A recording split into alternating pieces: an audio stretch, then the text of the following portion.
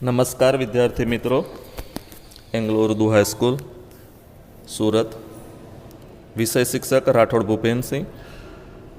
वाला विद्यार्थी मित्रों, ऑनलाइन अभ्यास में आप सब विद्यार्थीओं स्वागत करूँ छूँ। आज आपणे धोरण 9 विषय गुजराती पद्य 11 मरजीव्या जेना करता पूंजालाल दलवाड़ी, साहित्य प्रकार सोनेट। आ काव्य पारिजातमांथी लेवामां आव्युं छे। काव्यमां साहसनी वात करवामां आवेली छे। जे दृढ़ निश्चय करी जीवनमां साहस करे छे एने मोतीरूपी सफलता प्राप्त थाय ज छे। अहीं मरजीव्याने लईने लेखके एक साहसनी वात रजू करी छे। साहस करनारने जीवनमां सफलता मळे छे ए वात आपणे जाणीए छे। साहस करे ते पामे, वावे ते लणे, साहस विना सिद्धि नहीं जेवी वातोने लईने कविए साहसिक स्वभावनी जे वात छे, मनुष्यमां जे साहसिकतानो स्वभाव छे एनुं वर्णन आ काव्यमां करेલું। मरजीव्या काव्यना कविનું नाम પૂંજાલાલ રણછોડદાસ દલવાડી છે। તેમનો જન્મ 17/6/1901 માં થયો હતો। અવસાન 27/12/1985। કવિનો જન્મ પંચમહાલ ગોધરામાં થયો હતો। ત્યારબાદ વતન આણંદમાં તેઓ વસવાટ કર્યો। ત્યાં અભ્યાસ કરી તેઓ કવિ તરીકે જાણીતા થયા। કવિની ગુજરાતી સાહિત્યમાં અનેક સાહિત્ય કૃતિઓ લખેલી છે। ખૂબ જ સરળ સાદી ભાષામાં રજૂ કરેલા કાવ્યો જાણીતા પણ છે। એમણે જે કવિ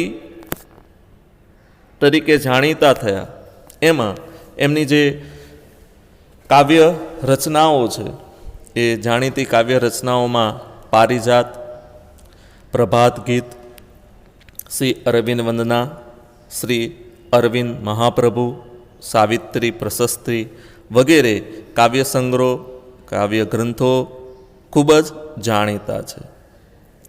એમણે લખેલા આ કાવ્યોમાં પ્રદેશ પ્રેમ, રાષ્ટ્રપ્રેમ, અધ્યાત્મ ભાવના કાવ્યો જોવા મળે છે। અધ્યાત્મ ભાવ એટલે ધાર્મિક વાતો છે। નામે પૂંજાલાલ છે, ધર્મ પ્રત્યે આસ્થા છે, બરાબર। એટલે અધ્યાત્મ ધાર્મિક વાતોના લગતા પણ કાવ્યો છે। પ્રદેશ પ્રેમ એટલે પોતાના વિસ્તાર, પોતાના પ્રદેશની વાતો, વતન પ્રેમની વાતો એમના કાવ્યોમાં છે। રાષ્ટ્રપ્રેમની વાતો પણ એમણે ઘણા કાવ્યોમાં કરેલી છે, દેશ પ્રત્યેની દાસ। તો આ એમના કાવ્યમાં રજૂ થયેલી વાતો છે। ગુર્જરી એ તેમનો સોનેટ કાવ્યનો સંગ્રહ છે। તેમજ તેમણે બાળકાવ્યો અને કિશોર કાવ્યો પણ લખેલા છે। તેમણે 1926થી શ્રી અરવિંદ આશ્રમ પોંડિચેરીમાં વસવાટ કર્યો હતો। વિદ્યાર્થી મિત્રો, આ કાવ્યના કવિ પૂંજાલાલ રણછોડદાસ દલવાડીનું કાવ્ય પરિચય થયો। હવે આપણે કાવ્યનો જે સાહિત્ય પ્રકાર છે સોનેટ, એના વિશે થોડી સમજૂતી મેળવી લઈએ। સોનેટ સાહિત્ય સ્વરૂપમાં 14 પંક્તિઓ હોય છે। આ 14 પંક્તિઓને આધારે એની જે રચના થાય છે એના આધારે એના પ્રકારો પાડવામાં। પહેલો પ્રકાર પેટ્રાક્સાઇડ સોનેટ। આ સોનેટમાં 14 પંક્તિઓ 8+6 એમ 2 ભાગમાં વહેંચાયેલી હોય છે। જેના પહેલા ભાગમાં વિષય વસ્તુનું નિરૂપણ વિકસે છે, જ્યારે બીજા ભાગમાં ભાવ વળાંક આવે છે। આમ પેટ્રાક્સાઇડનો સાહિત્ય સ્વરૂપ રચનાબંધ હોય છે। સોનેટનો બીજો પ્રકાર છે શેક્સપિયર શાહી, જેમાં 4 ચરણ હોય છે અને 4 પંક્તિના 3 ચરણ, જેમાં વિચાર વિસ્તાર દર્શાવવામાં આવે છે, અને અંતે જે 2 પંક્તિ છે એમાં સાર। એટલે કુલ 14 પંક્તિનું આ સાહિત્ય સ્વરૂપ છે। ઇટાલિયન સાહિત્યમાંથી આવેલું આ સાહિત્ય પ્રકાર છે. ગુજરાતી સાહિત્યમાં સોનેટના પુરુષકર્તા અથવા તો સોનેટના પિતા તરીકે ઓળખાય છે બળવંતરાય કલ્યાણજી ઠાકોર, જેમણે ગુજરાતી સાહિત્યમાં સોનેટ્ય સાહિત્ય સ્વરૂપનું વિશેષ ખેડાણ કર્યું છે. ગુજરાતી ભાષાનું પ્રથમ સોનેટ ભણકારા 1888માં કવિએ આપ્યું હતું. આમ સોનેટ સાહિત્ય પ્રકાર વિશે આપણે સમજૂતી મેળવી, ધ્યાનમાં રાખવા જેવી બાબતો છે. અને ત્યારબાદ હવે કાવ્ય 11 મરજીવ્યામાં કવિએ જે વાત કરેલી છે એ કાવ્યની સારાંશ, કાવ્યનો સાર વિશે વાતો કરીએ.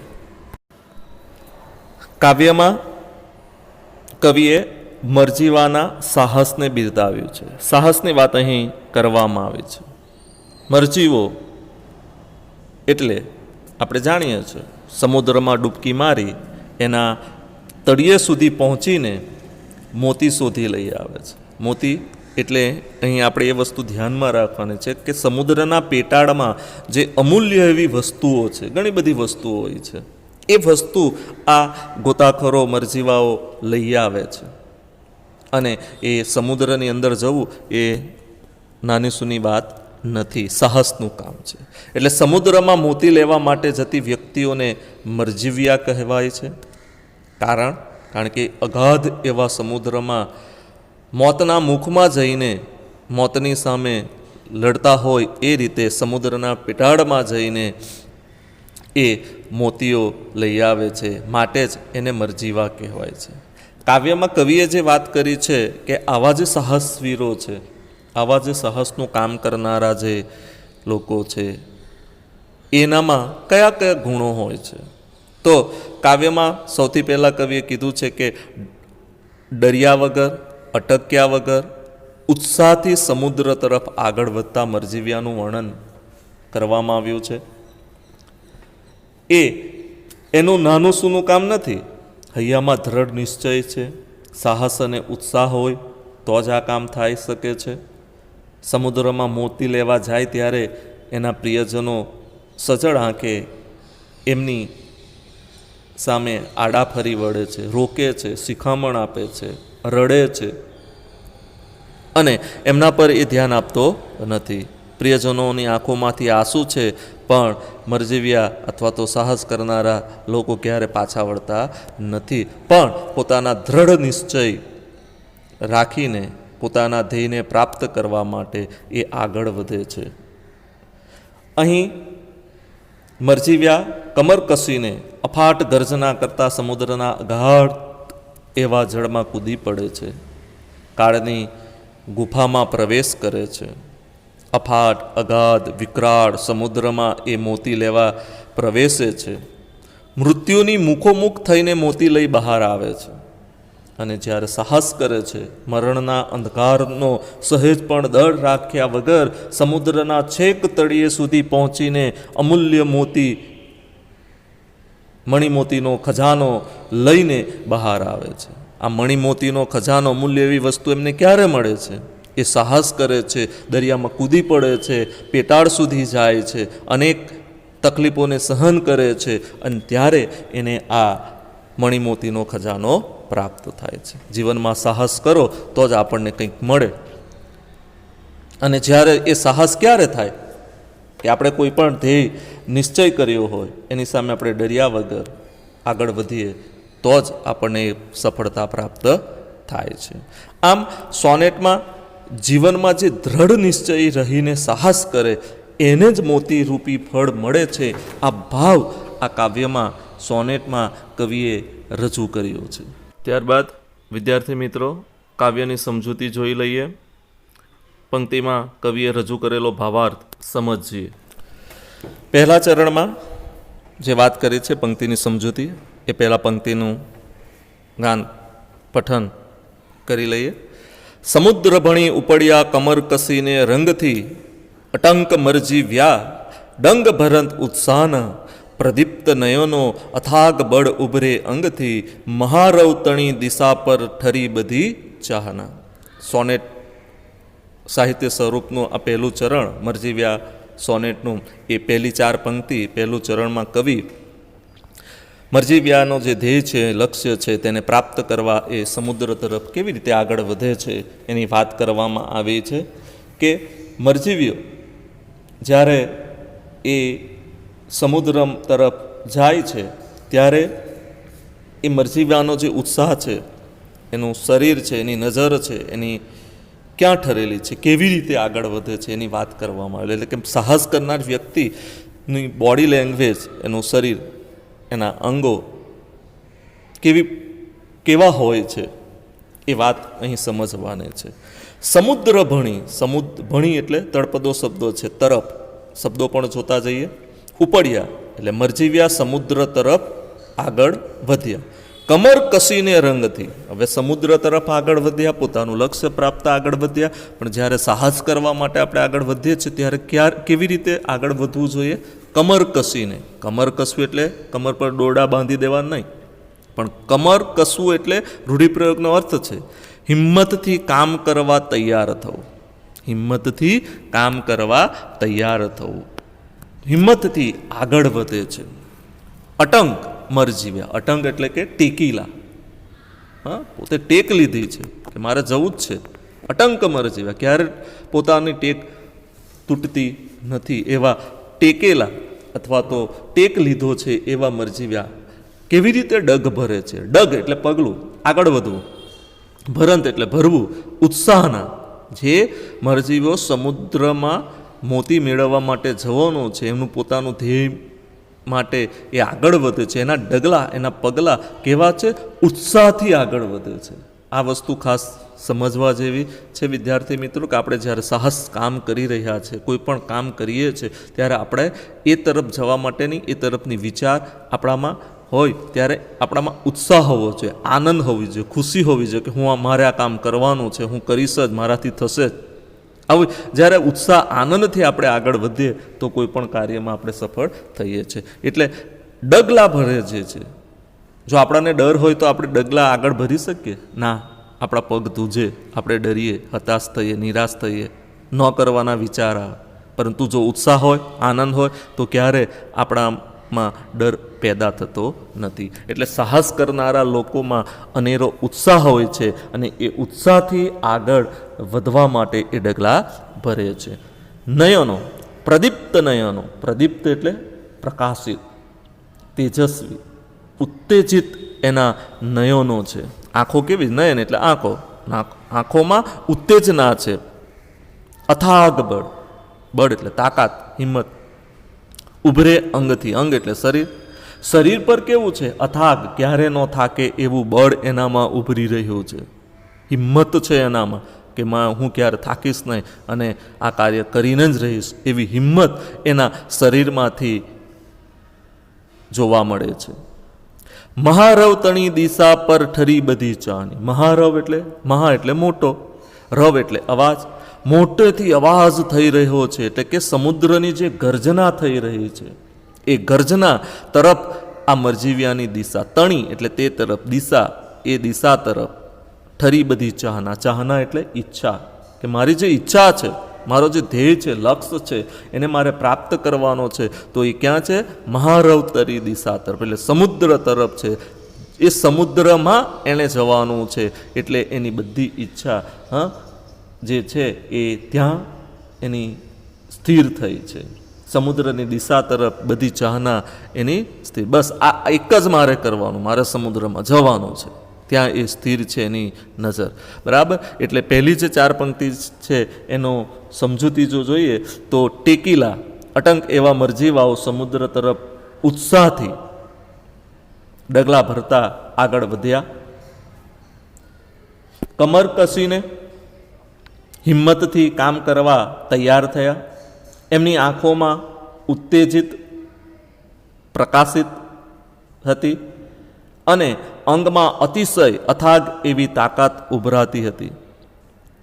એમની બધી ચાહના મહાગર્જના કરતા સમુદ્ર તરફ સ્થિર થઈ હતી. આ વિદ્યાર્થી મિત્રો, પહેલા ચરણમાં આ રીતે કવિ સમુદ્ર તરફ જે મરજીવ્યા આગળ વધે છે એનામાં રહેલો ઉત્સાહ, આનંદ, એની તેજની વાત કરવામાં આવી છે. ત્યારબાદ બીજા ચરણમાં આગળ વધીએ.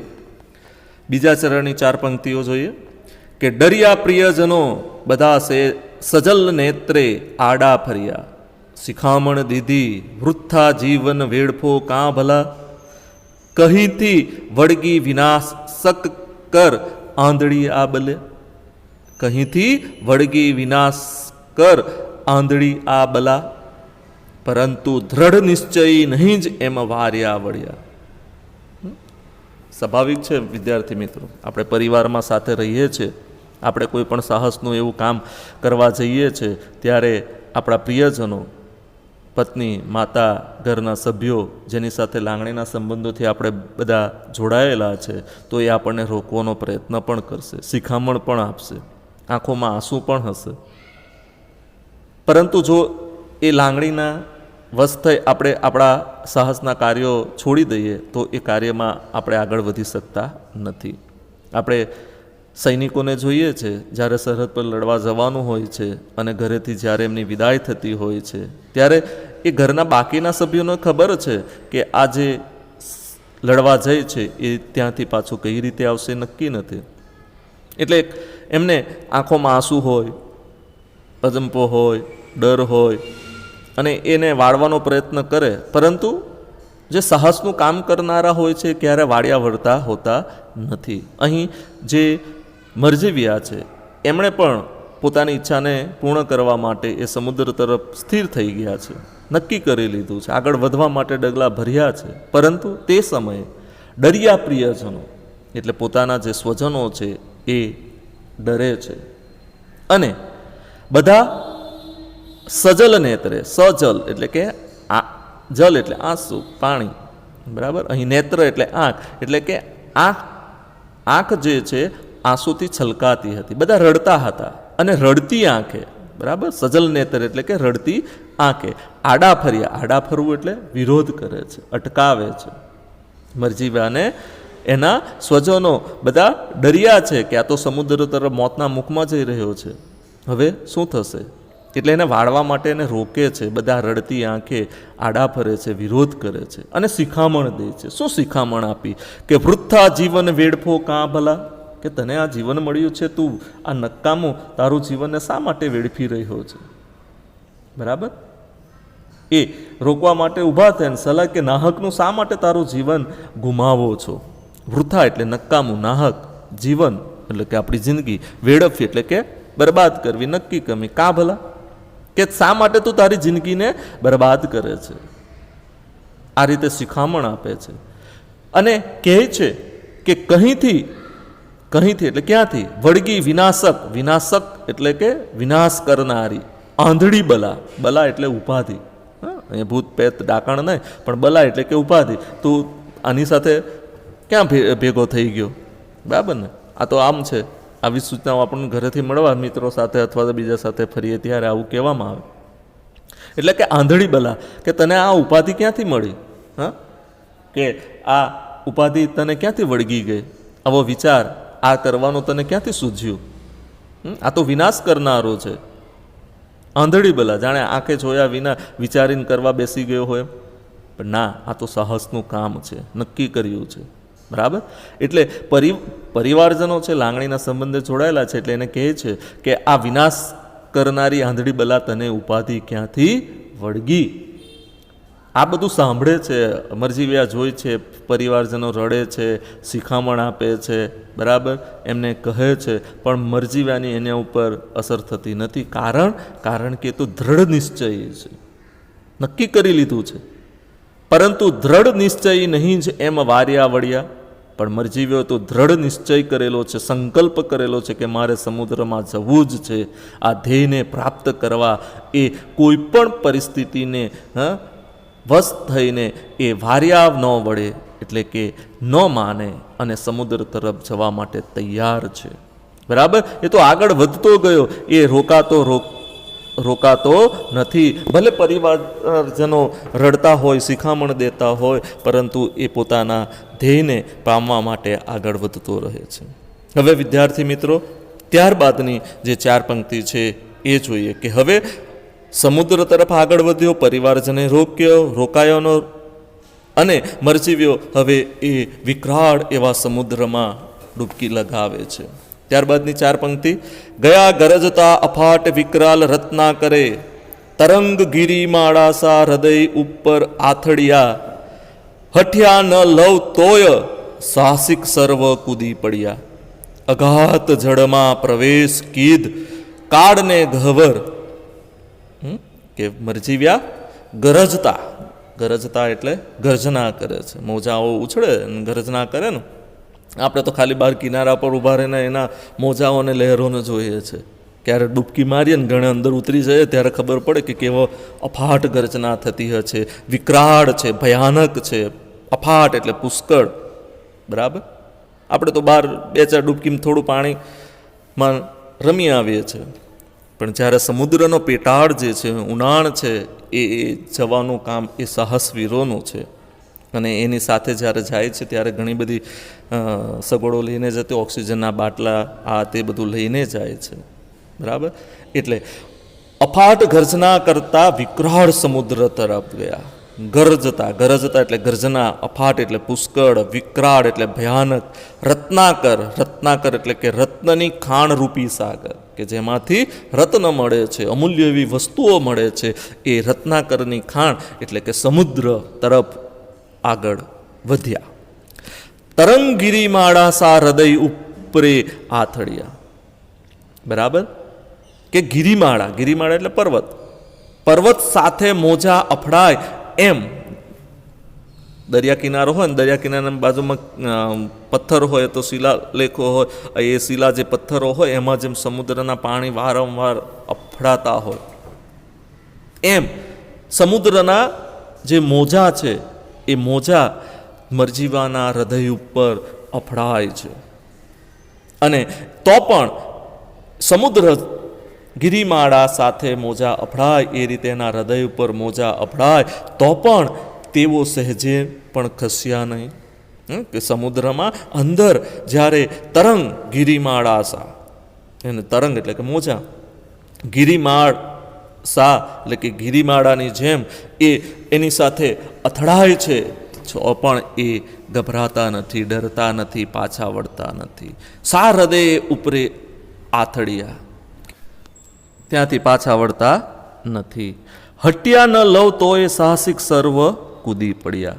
આ સર્વે સાહસ કરનારા આ મરજીવાઓ અગાધ એવા જળમાં, પુષ્કળ પાણી છે, અને એમાં કૂદી પડ્યા. અને એ કૂદી પડ્યા એટલે જાણે કાળની ગુફામાં દાખલ થયા.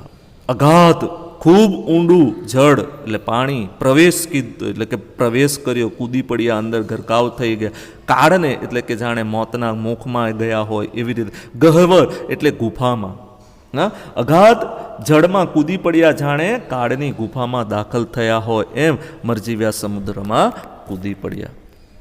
અંતની 2 પંક્તિ જેમાં કાવ્યનો સાર છે કે આ રીતે અનેક પરિસ્થિતિઓનો સામનો કરે છે. પહેલી 4 પંક્તિમાં આપણે જોયું કે એ ઉત્સાહથી આગળ વધે છે, પરિવારજનો એનો વિરોધ કરે છે, રોકે છે, અને છતાં પણ ડર્યા વિના એ સમુદ્રમાં કૂદી પડે છે, સાહસ કરે છે. અને ત્યાં પણ અનેક સમસ્યાઓ, અગાધ પાણી છે, મોજાઓ હૃદય પર અથડાય છે, છતાં પણ પરવા કર્યા વિના એ મોતના મુખમાં, એ ગુફામાં એ કૂદી પડે છે. અને આ પરિસ્થિતિનો સામનો કરે છે ત્યારે કંઈક એને એવી સફળતા મળે છે. જીવનમાં આપણે આ રીતે આવતી દરેક સમસ્યાનો સામનો કરીએ તો જ આપણને સફળતા મળવાની છે. એટલે અંતે ખૂંદ્યા મરણના તમોમય તળો અને પામ્યા અખૂટ મણિ મોતી કોષ, લઈ બહાર એ આવ્યા. ખૂંદ્યા એટલે કે શોધવું, અને ગહ્વર એટલે ગુફામાં એ ગયા, અને ત્યાં તળો એટલે કે તળિયામાં, અખૂટ એટલે ખૂટે નહીં, મણિ મોતી કોષ, મણિ અને મોતીનો ખજાનો એમને પ્રાપ્ત થયો. અનેક સમસ્યાઓને લડ્યા, ઝઝૂમ્યા, હાર્યા નહીં, ડર્યા નહીં, મોતના મુખમાં ગયા, અને ત્યારે મણિમોતીનો ખજાનો લઈને બહાર આવે છે. આમને આમ મણિમોતીનો ખજાનો મળી જતો નથી. આપણે દરિયામાં નાહવા જઈએ છીએ, કૂદવા જઈએ છીએ, રમવા જઈએ, મળી જાય ના, પણ સમુદ્રની અંદર પેટાળમાં જવાનું, ત્યાં ખોજવાનું, ત્યાં અનેક જીવો હોય, અનેક એવી સમસ્યાઓ સામનો કરવો પડે અને એ મોતના ગુફામાંથી આપણે પાછા આવી શકીએ કે ન આવી એ પણ નક્કી નથી. ત્યારે આ રીતે પ્રયત્ન સાહસ કરે અને દ્રઢ નિશ્ચયથી એ આગળ ને આગળ વધતા રહે ત્યારે જીવનમાં એમને સફળતા મળે છે. મરજીવ્યા પણ આમ ઉત્સાહથી આગળ વધે છે, પ્રિયજનોને વાળે છે પણ વળતા નથી. દ્રઢ નિશ્ચય કરીને આગળ સમુદ્રમાં કૂદી પડે છે અને ત્યાર પછી કાળરૂપી ગુફામાં એ ઉતરે છે અને દરિયાના સમુદ્રના તળમાં એ શોધે છે. ત્યારે અખૂટ ક્યારે ન ખૂટે એવો મણિમોતીનો કોષ એમને પ્રાપ્ત થાય છે. આમ વિદ્યાર્થી મિત્રો, જીવનમાં આપણે પણ આવા સાહસિક બનીએ. દરેક કાર્યમાં જીવનમાં સાહસ વૃત્તિ હોવી જોઈએ. મનમાં દ્રઢ નિશ્ચય હોય, હૃદયમાં ઉત્સાહ અને સાહસ હોય તો માનવીનું જીવન જોખમ ખેડીને ગમે તેવા સંઘર્ષોનો સામનો કરી શકે એ વાત અહીં દર્શાવવામાં આવી છે. અને જો સામનો કરીશું તો જ આપણા લક્ષ્ય સુધી આપણે પહોંચીશું, સફળ થઈશું. આ વાત કાવ્યમાં કવિએ રજૂ કરેલી છે. ત્યારબાદ રૂઢિપ્રયોગો. કમર કસવી, હિંમતથી કામ કરવા તૈયાર થવું. ડગ ભરવા એટલે આરંભ કરવો. આંધળી બલા વળગવી એટલે અવિચારી ઉપાધિ આવી પડવી. વાર્યા ન વળવું, સમજાવવા છતાં ન માનવું. કૂદી પડવું એટલે સાહસ કરવું. બળ ઉભરવું એટલે હિંમત આવી. આડા ફરવું એટલે વિરોધ દર્શાવવો. કેટલાક શબ્દો સમૂહ. સમુદ્રમાં ડૂબકી મારી મોતી લાવનાર એટલે મરજીવ્યા. પર્વતની લાંબી હારમાળા એટલે ગીત. વિદ્યાર્થી મિત્રો, અહીં આપણે કવિનો પરિચય, કાવ્યમાં કવિએ જે વાત રજૂ કરેલી છે સારાંશ તેમજ કાવ્ય પંક્તિની સમજૂતી, શબ્દાર્થની સમજૂતી મેળવી. આશા રાખું છું તમે બરાબર સમજી શક્યા હશો. આ વિડીયોને વારંવાર નિહાળી તમે બરાબર અભ્યાસ કરજો. ફરી પાછા મળીશું. આવજો. અસ્તુ.